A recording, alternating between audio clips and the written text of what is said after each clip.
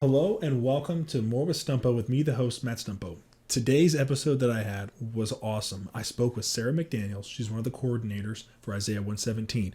What Isaiah 117 is a place where children can go where they're awaiting placement for a foster family. It's incredible. The story that they have is awesome. I love it. You'll be able to volunteer or donate, whatever you'd like. I highly suggest you just do one of them, or even just look into it, or just listen, whatever you want to do. So I'll give a little brief overview of what they do. So when children are removed from their homes out of concern of their welfare, they are usually brought to the Department of Children's Services offices to wait a placement with a foster family. This can be several hours to nearly a full day. These children often have nothing with them and are scared, lonely, hungry, and in dirty clothing. Isaiah 117 wants to provide a comforting home where these children instead can be brought to wait, a place that is safe with friendly and loving volunteers who provide clean clothes, smiles, toys, and snuggly blankets. This place will allow children to receive the comfort and care they need while DCF staff are able to do the necessary paperwork and identify good foster placement. So I really hope you guys enjoy this video. Please let me know if you like it. Just please like the video at the end. If you really enjoyed it, just go ahead and share it. That would be awesome. But please give me your feedback on what you think. Thank you so much and enjoy it. Okay. So tell me about the Isaiah 117 house. What's the idea behind it? Who started it? And what do you guys want to do with it by expanding? Okay. So first we'll go with I'll go to what it is. Isaiah 117 House is a home. So it's a home that we set up. Our window of time is from removal. So when a child is removed by DCS, Department of Child Services, until they're placed. So that could be hours, that could be several hours. Our window of time is that time where that child, right now, when they're removed, they are taken to an office, which that doesn't sound like, okay, so they're taken to an office. But we do have to kind of back up and think about, okay, what is that like for this child? So this child was just taken from their home. There wasn't warning. There wasn't like this prep of, okay, we're going to come today and we're going to remove you from your parents. For a child, that would be scary anyway, even if they were told, but they're not told. There's often a lot of drama around it. So, I even imagine, the parents aren't typically, okay, sure, take my child. So there's a lot of drama around it. They're taken, right. Absolutely traumatic. And it's easy if you haven't been through it to sit back and say, okay, well, it's a bad situation, right? Like DCS doesn't step in unless it's a bad situation. Just wouldn't the child be like relieved and happy? Like, yeah, you're taking me away from this horrible situation. But that's not it either. And I think any of us, if we sit back and think about our childhood, we can remember times when we were scared. We didn't understand what was going on and we were scared. I can remember a certain time my parents took me to they were having something with with a group of their friends. It was like a luau or something. So I was little, and I can remember this because it was a scary situation for me enough that it imprinted in my mind. So they had like this bridge that was like a wooden bridge, I guess, across was probably like a very small ravine that wouldn't have hurt me at all to fall. But in my little child brain, this was scary to me. And some guy on the other end, some adult who thought he was funny, like it's funny to scare a little kid, start shaking the bridge. Okay, so that's about all I remember of it. But I remember it as a very small child because I was petrified in that moment.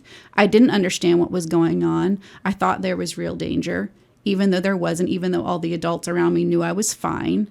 And so I think about that with these kids. They are in a situation where they know that they're doing what's good for this kid. They know that it's going to be a better situation, that there's legitimate reason to remove this child for their safety, but they don't know.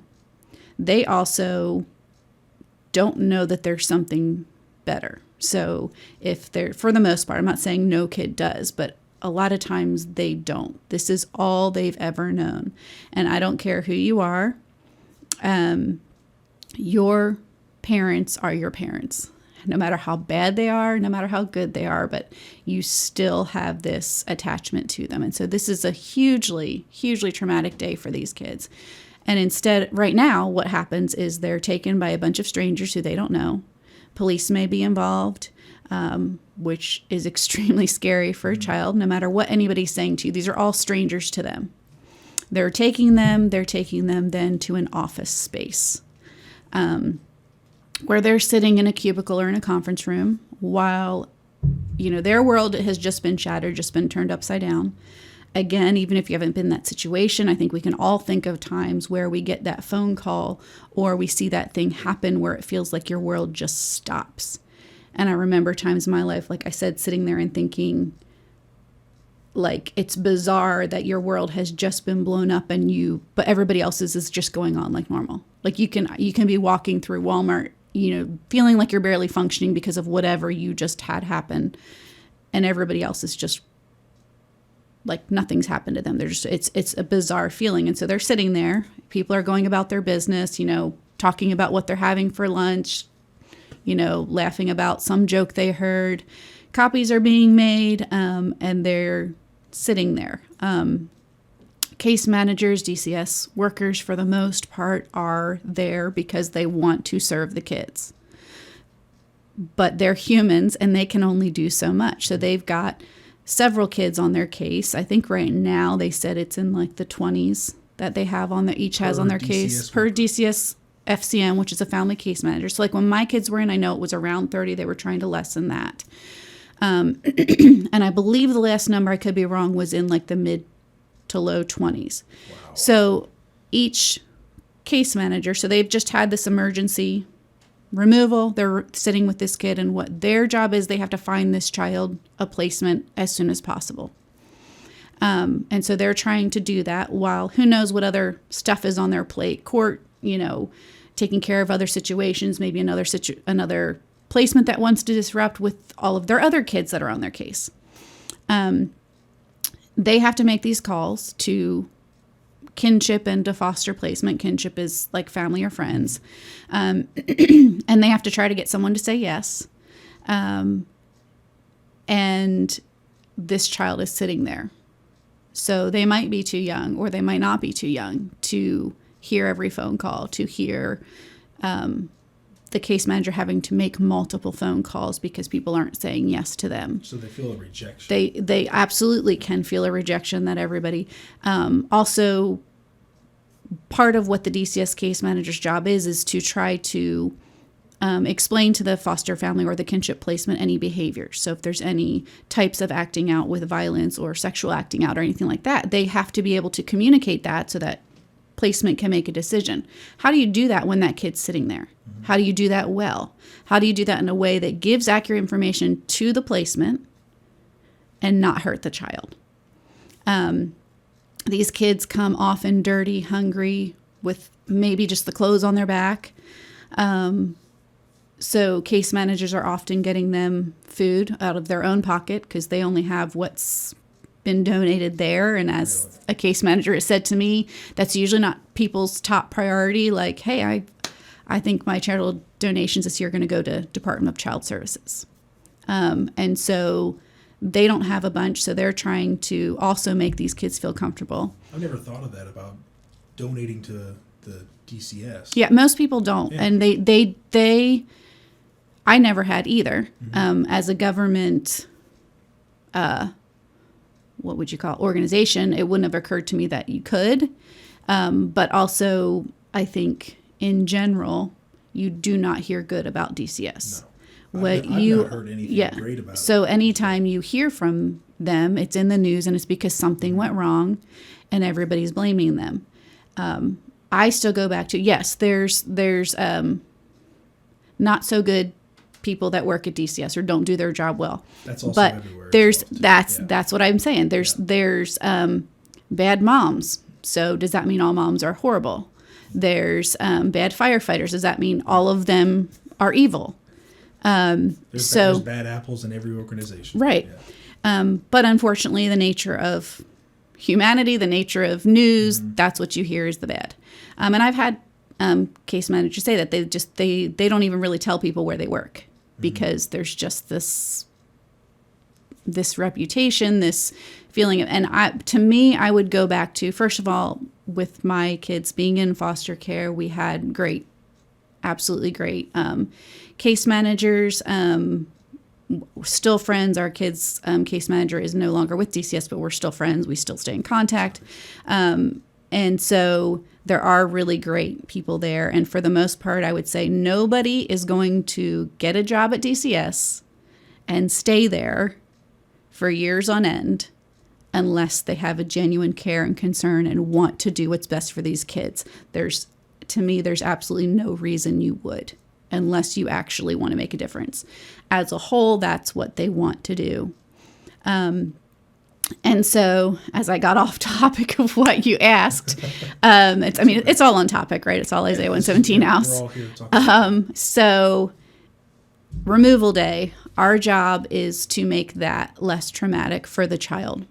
So Isaiah 117 house is a home that works with DCS. So now, instead of DCS removing this child and taking them to their office, they can now bring them to an actual home, a home that is set up to be comfortable and warm, a home for them to, there will be trained volunteers there, background check volunteers whose sole purpose is to be with that child and to love that child. I equate it to like a grandmother's house. So when that child walks in, there's pretty much nothing that they're going to get told no to. So we will give them the opportunity to get cleaned up. We'll give them a meal. If they want McDonald's, we're going and getting McDonald's. If they want something made, we'll make them there. We'll have a large storage facility, hopefully on site. If not, somewhere close where we can go. We will accept only brand new items, and we will give that child 2 to 3 days worth of brand new clothes, shoes, school supplies, whatever they need. If it's a baby, formula, diapers, all that kind of stuff. Toys, if we can. If they're playing with the toy at the house and it's time to go to placement and they want that toy, they're going to take that toy with them. We're not too concerned about their diet at that point. So if they just want to have a milkshake and cookies while they're there, they're going to get a milkshake and cookies while we're there. We're not going to make them eat an apple or, try to care at that point about that. Right then and there, we want to be there for that child. If they want time alone, they want to go lay down, take a nap, that's what they'll do. If they want to go play, if they want to talk, our main goal is, so our slogan is "Love, You're Not Alone," which came from a song. But our main goal is to let them know that they're not alone, to help them to understand as best we can that this is not their fault, that what is going on is not as a result of their actions or anything that they've done. And to, one of the hashtags we use, which I love, is changing the way foster care begins. So to be able to send them to their placement with dignity, with hope, with knowing that they're loved, knowing that they are worth something, and that this is, it doesn't have to be all bad. I mean, I think about any kid who's older than maybe 3 or 4, entering foster care, knowing that this all happened, knowing that something's wrong with what happened, but maybe not even really knowing what's wrong. So they feel like they did something wrong. They feel like it probably is their fault because they don't understand.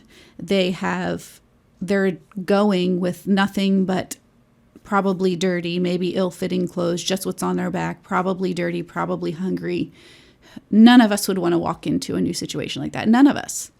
And so this kid now having the ability to walk in with their own possessions, cleaned up, fed, feeling a bit more confidence is huge. And I get told all the time, talking to different people who are in this area of work, what a huge difference this could make for these kids starting out. I'll back up a bit how it started. It started in Tennessee, Carter County, Tennessee. A lady named Rhonda Paulson and her husband were doing foster care training. One of the weeks they took them to a DCS office as part of their training class. So they went to the DCS office. They were in a conference room, and the instructor was telling them that, when kids are removed, they're taken to the DCS office. And she was kind of like, didn't understand, like, she's like, that can't. So she raised her hand and she's like, I must have misunderstood. You bring them here. They've just had the most dramatic day of their life and you bring them here. And he just said, yes, a little girl slept on this conference room last night. And she says in that moment, there was this, she felt like in that moment she was able to feel what that child would have felt, the guilt and the shame and the fear of being there and what all had happened. And she sat with that for a couple of years. They went on to become foster parents. And then she just started asking in their small town, what if there was a home? What if there was something else? And so from that question spread through their community. I think 3 years ago, the first home opened in Carter County, Tennessee. And now they're spreading throughout Tennessee. I think there's 4 open homes in Tennessee and several expansions. So the expansion is just we're working on starting one. In Indiana this past summer, the first home opened in Evansville, Vanderburgh County. There's one close to opening in Knox County. There's another expansion in Boone County right now that's going to be servicing Boone and Hendricks and Montgomery counties. And then there's one set to start in Tippecanoe and another one in the counties of Spencer Perry in Indiana. And there's other people that have asked about it too. And obviously we are expanding into Marion County. And you're with the Marion County? I am. I'm the expansion coordinator for Marion County, which basically just means I'm the volunteer that they background checked, and I'm here to coordinate what all needs to happen to hopefully make this happen in Marion County. So our threefold mission is, as I said, I already covered the children. Our threefold mission is to first to love these kids and to give them dignity, to give them hope, to let them know that they're loved, they're not alone. The second part of our mission is to support DCS. So our home is set up in a way that the kids will never be dropped off. DCS always has to be there. We're there to help DCS, to be there for the child, to watch them, to love them, to get them what they need, but we are never left with them alone. So DCS always has to be there during that time, someone from DCS to be responsible. At the Isaiah 117 home, yeah. So okay. There's never, that's a question we get because it will never be the danger of becoming like a group home because they're not going to be dropping them off. Someone from DCS always has to be there.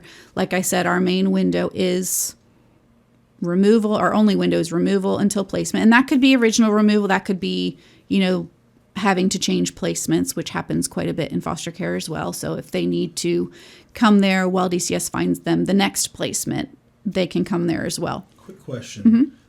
Actually, I've got a couple questions. Sure. So, are there any DCS centers that have beds and made showers there for the children? As far as I know, there are no showers. They have sinks that they can kind of heard stories. And again, I don't know this from Marion County, but I've heard stories of, they clean them up in the drug testing sink. But they do not have showers in Marion County.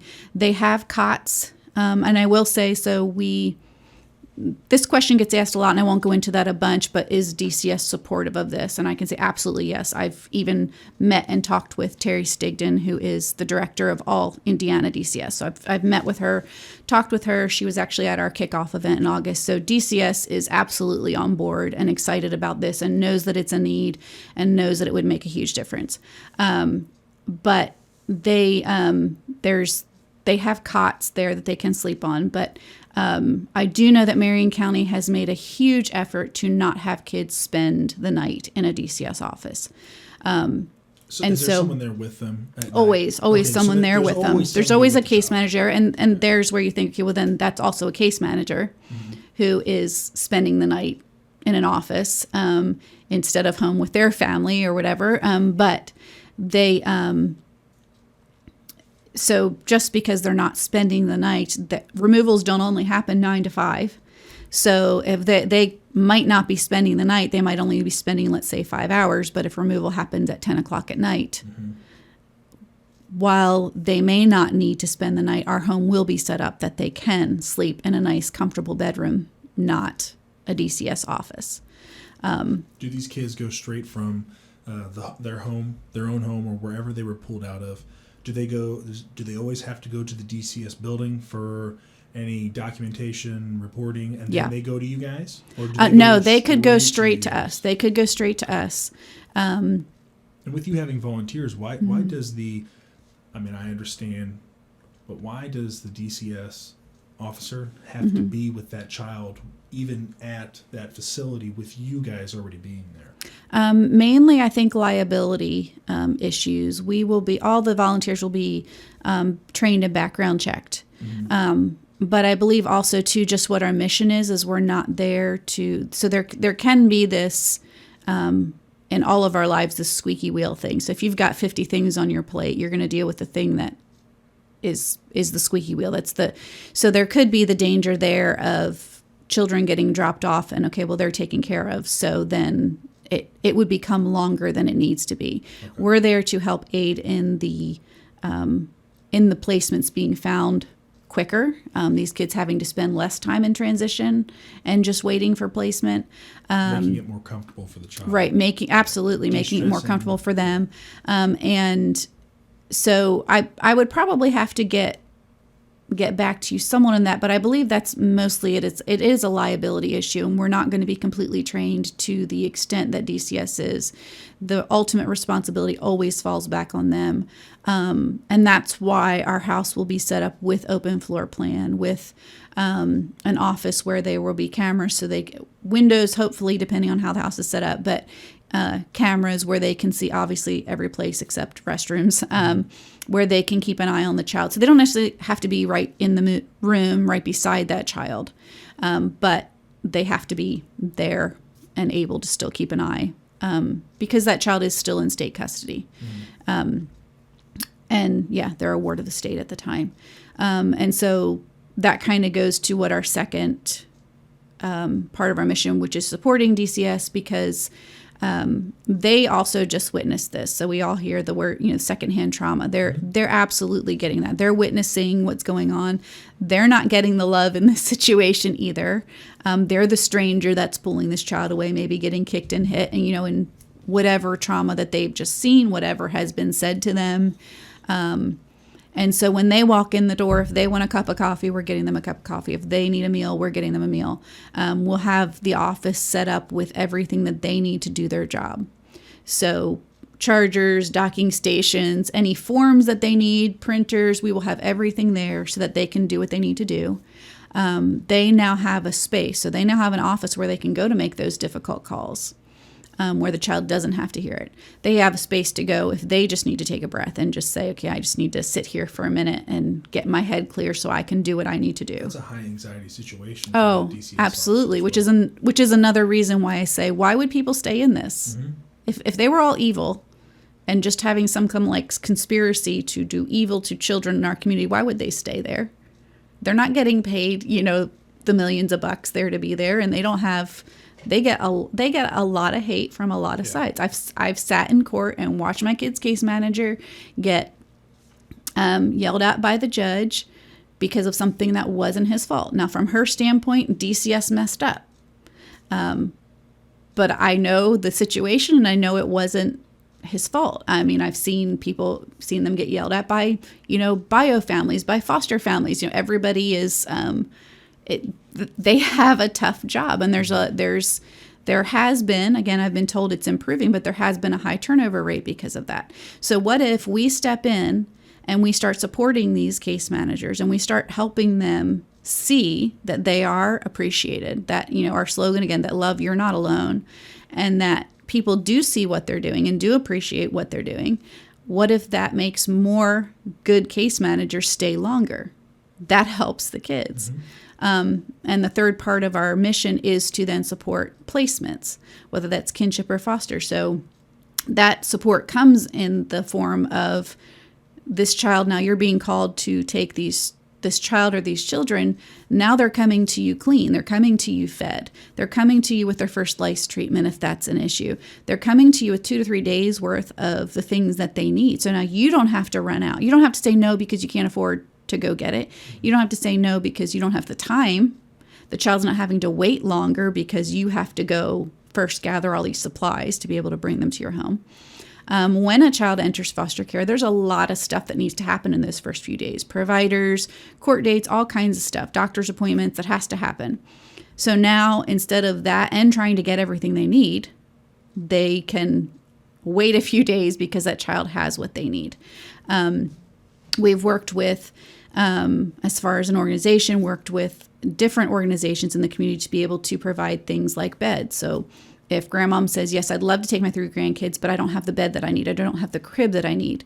We'll say, okay, well, we'll get you that. We'll get you the car seat so you can take this child, and say yes.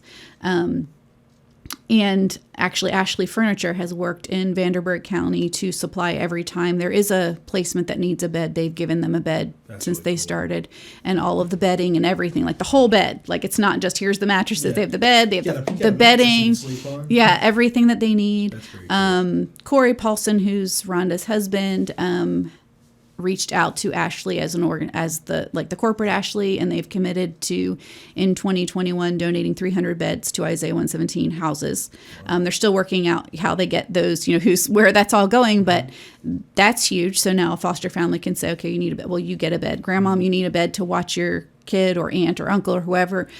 We'll get you the bed so that you can say yes. So this all works to then hopefully allow foster families or kinship to be able to say yes sooner, to be able to say yes more often, to be able to know it's not quite the traumatic situation for them as it is because they've come through an Isaiah 117 house. I do have a question on the whole bed issue. If that child goes to another foster home, or if that child ages out, does that bed stay there with that house, or do they just move it on to either the next foster home, or do they send it back to Ashley for them to do whatever they do normally? Yeah, I don't think it would go back to Ashley. I don't know. I can't speak to that other than I know in foster care in general, it's expected that the child's possessions move with the child. Okay. I won't say that always happens. I just know that, and so when we were fostering, there was, children get through the state, they get like a birthday allowance and a yearly, I forget what, personal spending allowance, I think is what it's called. And they would expect if that child either goes back to their biological family or is moved to another home, they would expect that those items would go with them. But then again, things like clothes. Well, if they've been there 2 years and they've grown out of the clothes, you're not necessarily going to send them their clothes that they grew out of. But they would. So I honestly don't know if in the bed situation whether that would be considered the child's or the home's bed. So I think that would somewhat be left up to that, the placement, than what they decided that they were going to do with it. But yeah, so they. Hopefully in all of that, we would also want the foster family to come to the home, hopefully, to pick up the child to help ease some of that transition. That may not always happen. They still might need to be taken, by DCS to the home. But if they can, we think that would help. And we would also then be able to provide them with services. So there's a lot of organizations in our community who are there to support foster families as they foster. So then for us to be able to say, okay, here is Hands of Hope is one of them. And they form care groups, and they work with churches to form care groups. So if you join a care group, you're matched with a foster family to support them in whatever they need, meals, respite care, whatever. You're there to support as much as I understand. And if someone's listening from Hands of Hope and I got it wrong, I apologize. But we would then be able to connect them and say, okay, now that you're taking placement, here's some resources there to help you, to support you. Here's ways that you can get the help that you need for you and this child. And all of that. So all 3 parts of the mission they're 3 things, but they all really do work together to help that child. It all brings more. So if we're helping case managers do their job better and stay longer, that helps the child. If we're helping foster families be able to take placement quicker and do it well and more often, that helps the child. And something that DCS brought up that I didn't know about or think about, but like I had said, they have to try to explain these behaviors to foster families to try to make it a good fit, because they don't want these placements disrupting, but it happens. And all the time I hear foster families getting upset. DCS lied to me, or DCS didn't tell me about these behaviors when I said I couldn't take this particular behavior, and they didn't tell me. And now, and I understand that as a foster family, that can be frustrating. But I also understand from, at least intellectually, from the DCS standpoint of how do you do that? How do you, in a few hours, if this child was removed, how do you in a few hours get an accurate view of all their behaviors? How do you, in an office setting while they're sitting there, in a way that's not going to cause more harm to the child, how do you communicate that to the foster family or the kinship placement? But what they said was that this gives another opportunity for them to get a better view, because a child's in a home setting where they're under less stress because of the situation, that they can get a more accurate view of this child and their needs. And so that potentially makes this placement a longer term placement. It potentially helps in fewer disruptions for this child while they're in the foster care system. And all of that works for the good of the child. All of that works for the good of our community. I know this isn't exactly what you asked, but so about a year ago is when I heard about Isaiah 117. And just a couple months before then, I don't remember where I saw it, and I've gone back to try to find this letter, and I can't find it anywhere. I wish I could. But someone posted an open letter. It was a former foster youth, a man who was now an adult who had been in foster care for a short period of time. He said it was not very long. And so he didn't remember his foster family's names. He didn't know where to find them, anything like that. And so he was posting an open letter to them, I guess in the hopes that they would maybe see it. And it was a fairly long letter, but his whole big picture was he was wanting to thank his foster family because he ended up going back to his bio family, which was not a good situation. He was saying how it could have appeared like what they did was pointless. Like, he ended up going back anyway. What was the point of us, what good did it do for us to love him for that short amount of time? And what he said was that because of the love that they showed him, the true, genuine love that they showed him, a healthy family situation, he now knew what that looked like. So he didn't have that picture before that. So now he knew what that looked like. Now he had a goal. Now he knew what kind of dad he wanted to be, what kind of husband he wanted to be, even in that little bit of time. And so I do know that that's God in my life. So painting this picture to get me to the point of where it's like, okay, yeah, this Isaiah 117 house thing, I got to do this. So to me, that really speaks to, because it could be easy to say, why invest so much time and resources in this time, in this window from removal until placement, which could be 2 hours, or it could be much more, but it could be as little as 2 hours.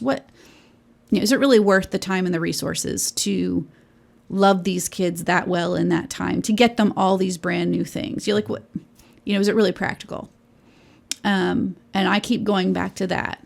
We don't know where they're going from. We don't know where they've been. We don't know where they're going from there.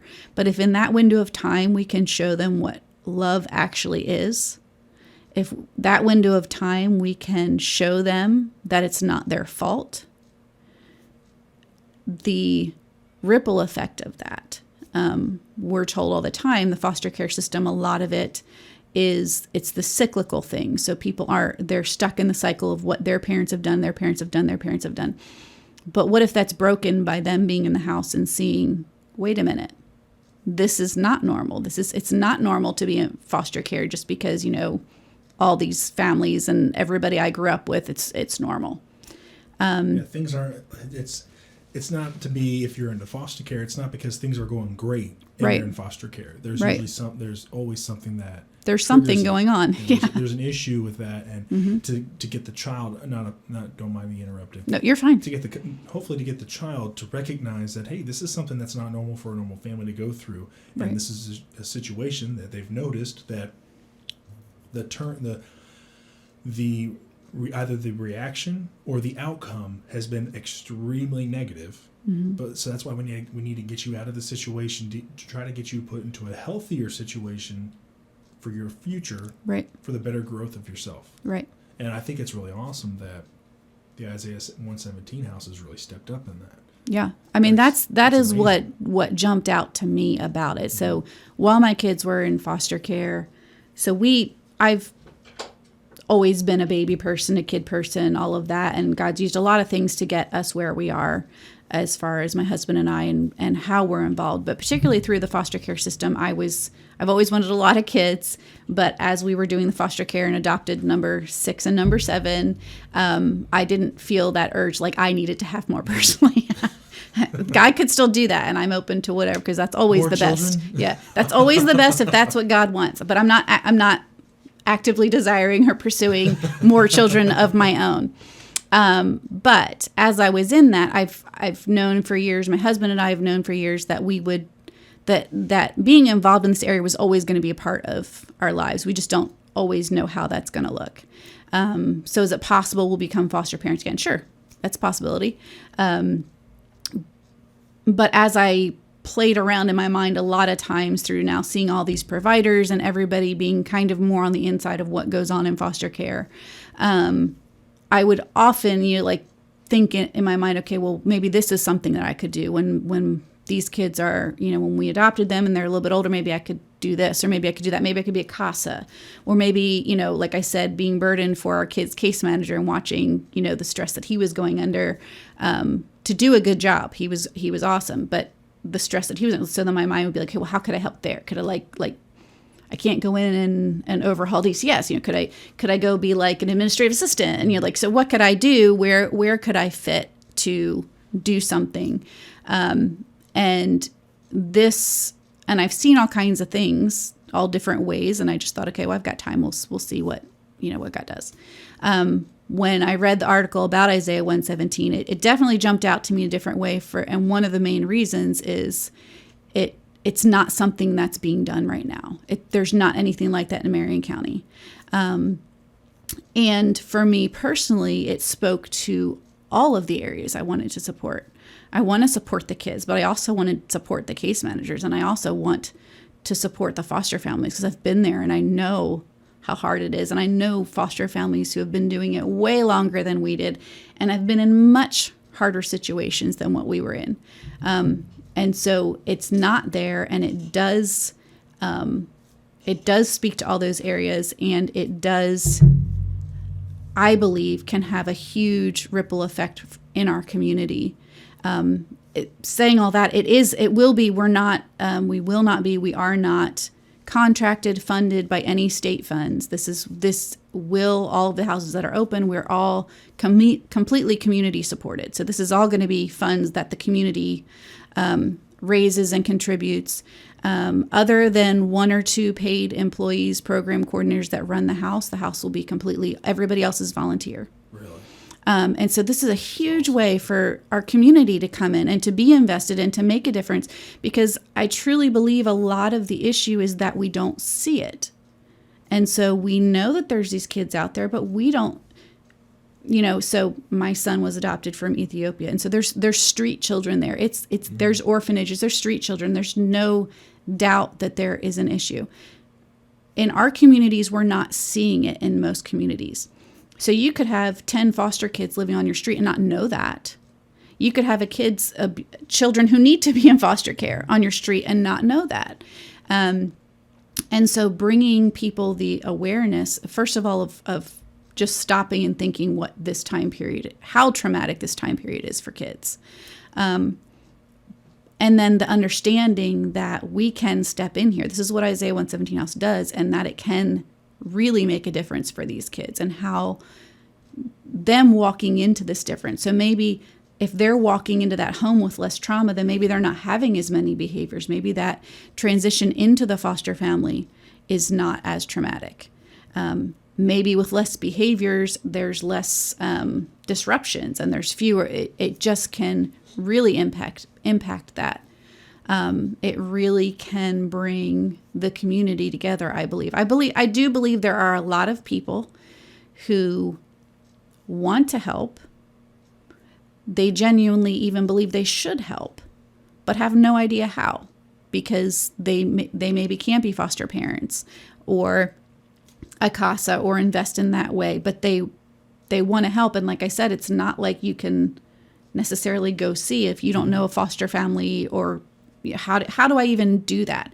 So this is going to be a home where people can volunteer. If they don't feel comfortable being the volunteers that are with the kids, they can come clean the house. They can donate the goods that we need. They can donate the gift card so that the volunteers can go get McDonald's for this kid, or go get them the shoes that they need because, a teen boy comes and we don't have size 13 in our storage. They can go get them the shoes that they want. Stores don't have size 13. Yeah. So we'll let you know when we're looking, like, where do we go? If you find some, let me know as well. Okay. So But what's some other ways? I'm sorry. No, you're fine. What are some really good ways for people to reach you guys? And what I'll do is in the video, I'll put a link to your guys' like Facebook page or your website. What's a really good way for people to reach out to you? Is it just by using your Facebook? Okay, Facebook is great. You can reach out to me personally. My email is sarah with an h.mcdaniel@isaiah117house.com.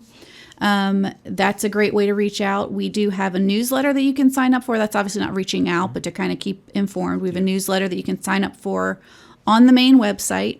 You just have to choose Marion County. And so Facebook is a great way to keep up to date if you really do want to get. So we have monthly expansion meetings, and all of those are on Facebook because we Facebook Lived all of them, or we did them virtually on Facebook. And so they're all there, so you can go back and read things. We're currently doing a video series on Facebook called Share Your Why, which is basically people getting on, whoever's involved, whoever's willing, to get on and say, why did I jump on board with Isaiah 117? Why do I want this for our community? Sherry Miller's actually doing hers today, or she did it, but it's getting posted today. That's awesome. And so that's a great way to just go and listen through those. Like, why are people doing this? Why, for me, like, the thing is, okay, so why, as a mom of 7, a 4 and a 5-year-old, I wasn't looking for something else on my plate right now. So mine's on there. Why did I decide I needed to do this and I needed to do this now? And there's anything we're doing pretty much will be posted on there, any type of awareness raisers. It's a great way to get in contact. Our main thing that we're working on right now is awareness raising, is getting the word out there. Like I said, bringing light on what this time is for a child. Telling people what Isaiah 117 House is, because it's new to the area, so people don't know what it is, and helping them understand what a big impact it could make. So really right now, we're just trying to talk to anybody and everybody that we can. And yes, funds need to come in. We're going to need a house. We're going to need this actually to happen. So yes, we do need funds, but we're not focusing on that at this point. We're just focusing on, and as everybody's life, COVID kind of threw a wrench in that. We didn't get much headway through the fall and getting to talk to very many people, but it really has picked up this month. A lot of mostly virtual, but still being able to talk to people and tell them about this. And as a whole, honestly, I'm convinced more and more of, so Isaiah 117 stressed that we really need to focus on awareness. And in my mind at the beginning, it's like, okay, you know what you're doing, all right, awareness. But as we get going further and further, I am more and more convinced, because the more people I talk to, the more times I hear what a huge difference can make, the more times I hear, I never thought of that. I never knew that. And the support is always there. It's always there. Everybody hears it and they're like, yeah, that's an awesome thing. And different people can support in different ways. So some can support financially. Some can support through getting groups together for me to go tell them about this. Some can support through joining our expansion committee and helping us do what we need to do. That is a huge way to know what's going on. So we only have a few more months of having our expansion committee, but if someone really does want to get on board, a huge way is to join one of our expansion subcommittees, which they're not life sentences, or like you're not committing really to anything. But it's a great way to get involved, because you are then part of the discussion. Okay, what are we doing here? You're then going to be getting the communications that maybe aren't on Facebook. Okay, we need people for this, or we're looking to do this. For instance, we have someone right now it's not one of our subcommittees, but through that, she was able to get support. So one of the things we do is periodically just take like treats to the DCS office to say, hey, we appreciate you. We're thinking about you. We see you. And so like this month was our first month. We did something at Christmas, but this was the first month she really started, and she just announced it. She put up a Amazon wish list, and within a couple days, all the stuff was ordered. And so she's got it all ready to take up for this month. They're doing something for Black History Month. So she's going to take some stuff up to help them. So there really are a lot of ways, big and small, meaning like you don't have to be You don't have to be like, here, we're going to donate a house. I will say that happens. That's happened with most of the places. They get land donated or house donated or like very, very cheaply. But I really don't think in Marion County we're going to get land donated. I don't think there's a lot of plots of land sitting around for No. that people are looking. But so it will likely be for us a renovation. And so, yeah, if someone's sitting on a house somewhere and they're like, I'd like to donate this, hey, we'll take your house. Also because some stats of Marion County. So a keynote for Marion County expansion is that up to this point, Isaiah 117 has never expanded into an urban community. It has always been, in their words, small town America. And so we're going with how Isaiah 117 does things.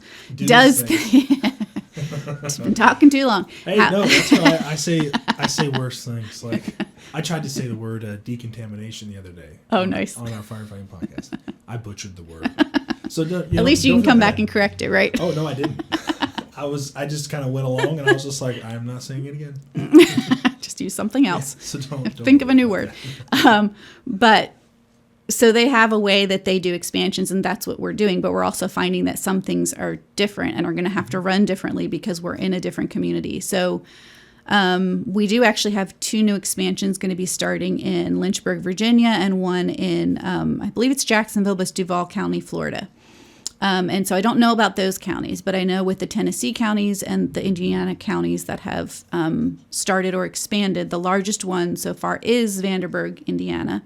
Not the county in size, but the number of children in care. And they have, I believe, around 800 in Vanderburgh County in care. Really?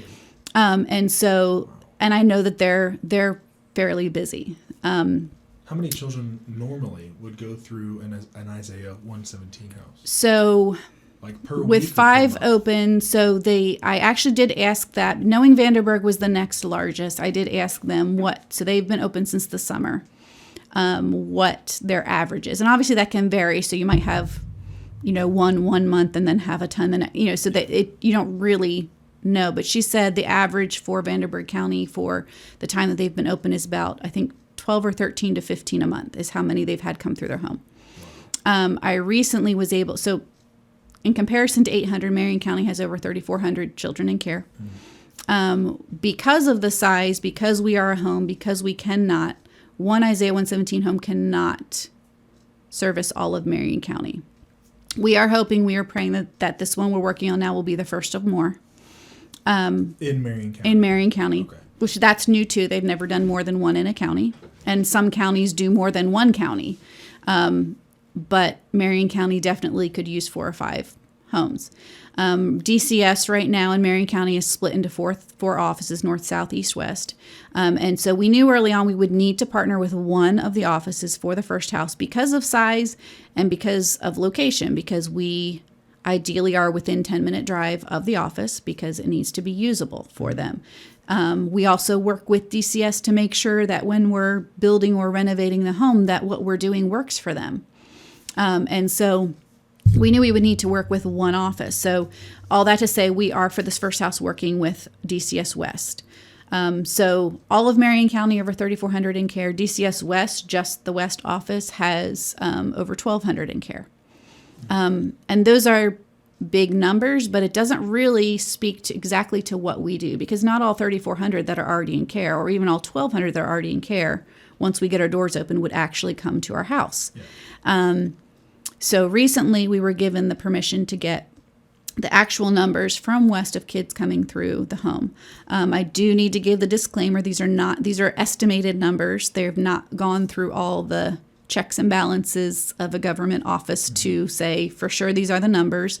So, but I'm allowed to share it if I say all those things, that these are not, verified numbers. So about numbers.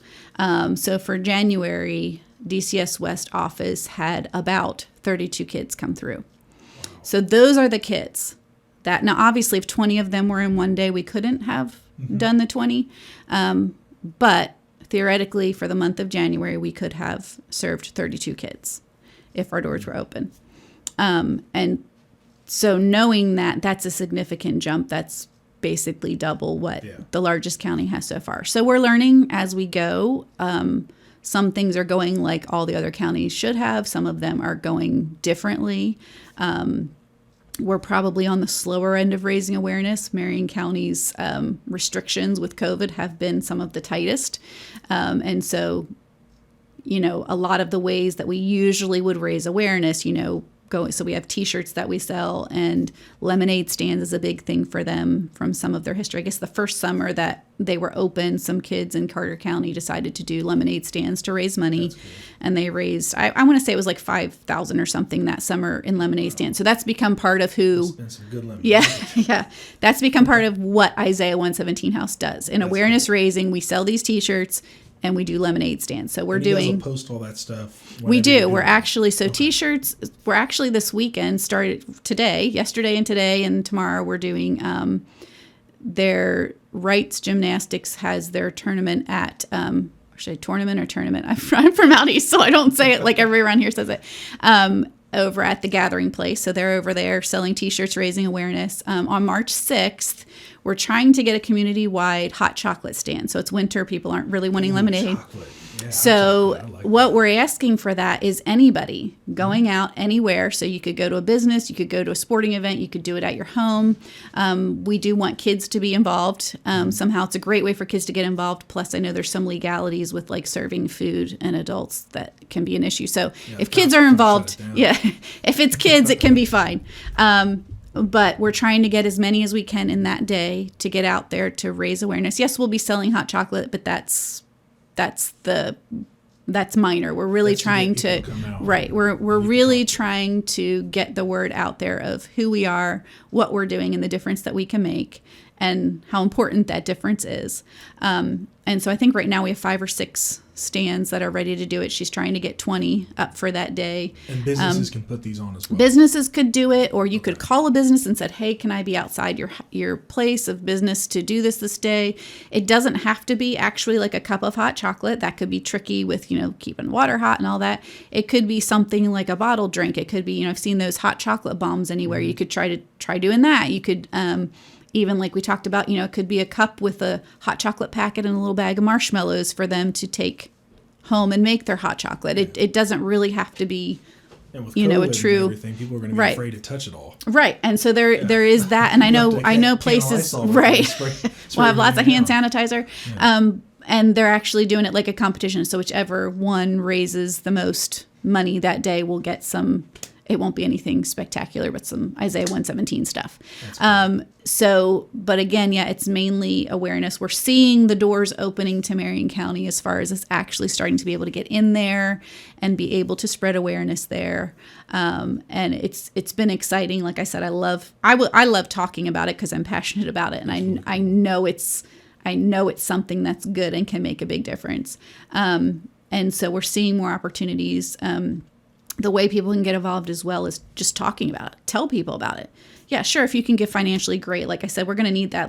We can't operate without, support financially to get started and to keep going. But we need people to know about it. And like I said, I'm convinced more and more that our biggest hurdle right now is just people knowing about it. And so if anybody has a group that they would like me to talk to, I would love to talk to them in person or virtually.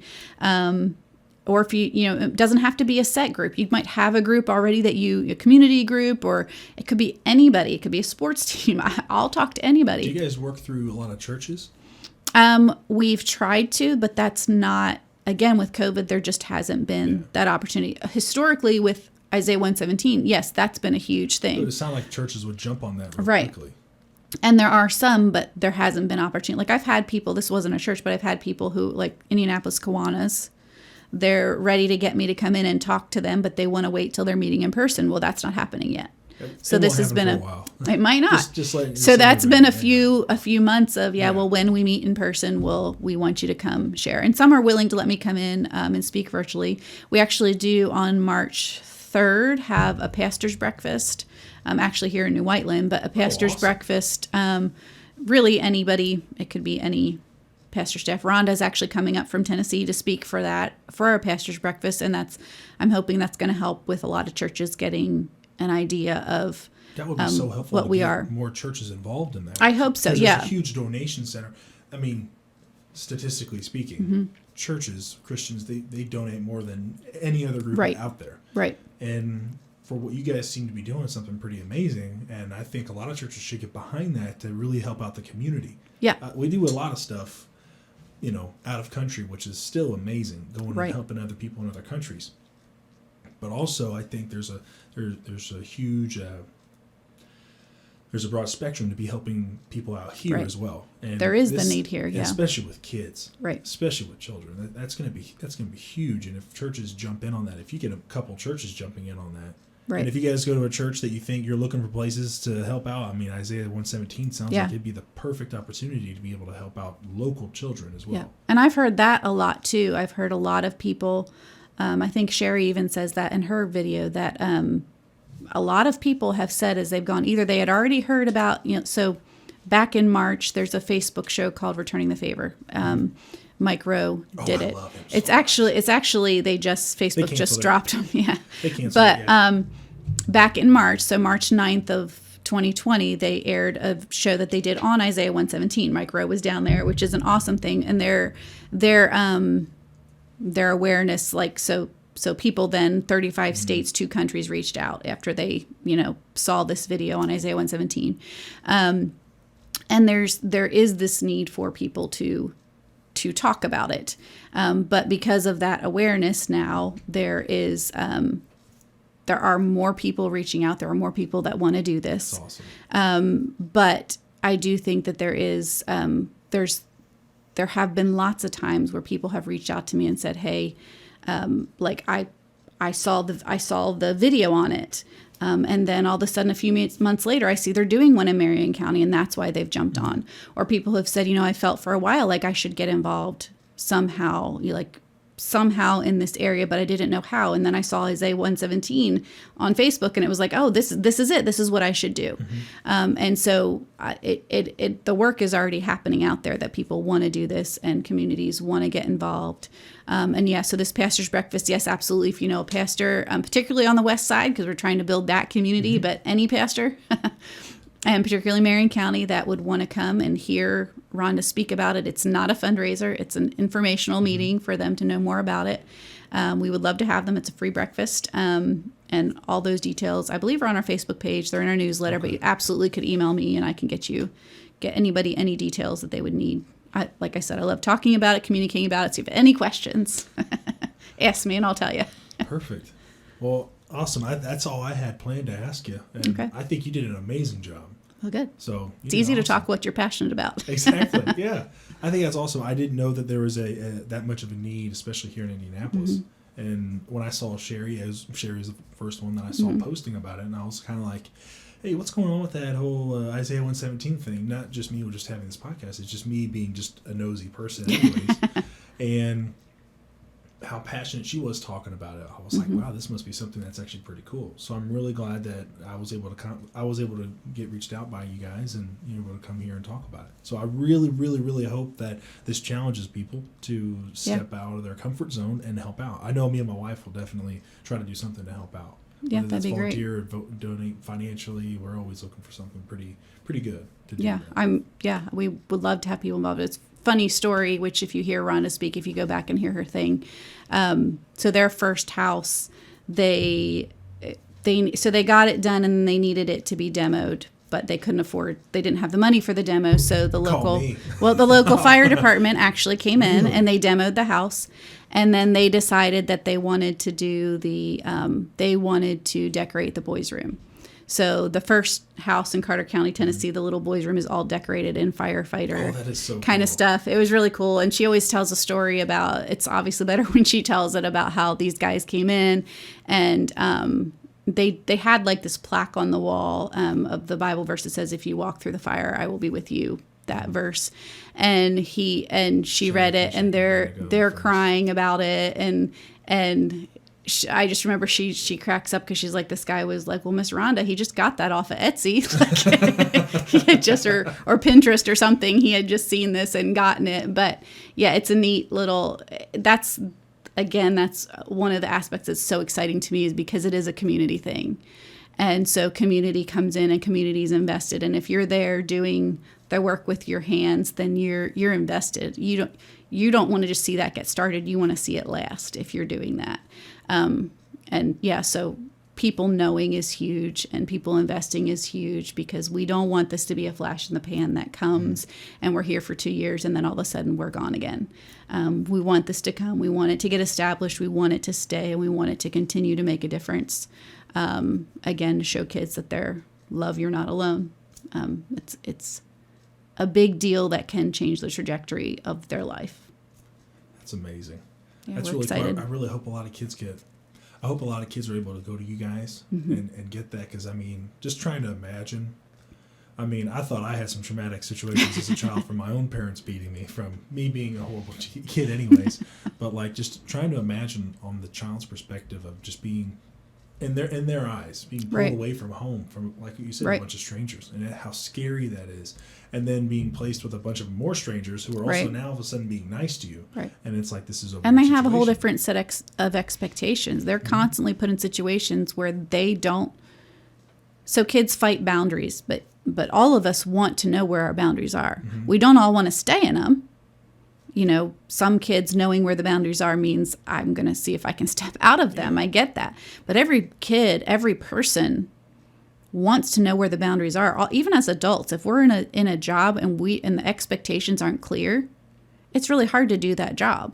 And so for these kids, they're constantly placed in situations where the expectations and the boundaries are changing. And all that insecurity and all of that just works itself out in more behaviors. And you see kids all the time. They purposefully get their placements disrupted because they don't know how to process this. And if this can help that, if this can help these kids, in a sense, walk in with their head held high, that yes, this is a bad situation, but it's not my fault. And I am loved and I am worth the investment. And maybe a few more of their guards will be down when they go into these placements, and it will allow healing to be able to start more quickly. We don't know. We don't know what all the impacts will be, but I believe there will be. I believe there will even be, good foster families that will come out of it, because I really believe that people are going to volunteer. They're going to get trained to be there with the kids, and they're going to work with the kids, and they're going to decide, I want to be the home where these kids are going to, rather than just in this few hours of time. And they're going to realize that these kids are not as scary as what we read about or we think from the outside, that they really are kids. Not that there can't ever be huge issues, but these really are kids who are hurting, who don't know up from down a lot of times, and they just need someone. It sounds simple and it sounds like a Disney movie. They just need someone to love them, but they do. They need someone who's in their corner, who can love them and show them what true healthy love is, and that really can change their entire life, and I believe ultimately can change our community. Because if those kids then don't go on to do what their parents did, that's already going to change. It's going to change their life. It's going to change our community. And for a part of our community, if we could make it where being a foster kid or having kids in foster care is no longer the norm, and it's no longer accepted as normal, I think that could really change a lot in our town, in our community. So I think that's an awesome place to land right there. I think you did an amazing job. Thank you so much for coming on. Thank you for letting me talk. I really appreciate it. So I'm definitely going to be following your guys' page to see what more you guys come up with, and hopefully you guys can get a house here pretty soon. I hope so. So, well, thank you so much for We'll coming call on. you into demo if we need demo. Yeah, I'll bring a sledgehammer. Sounds good. I hope you have a great day. Thank you. Thank you.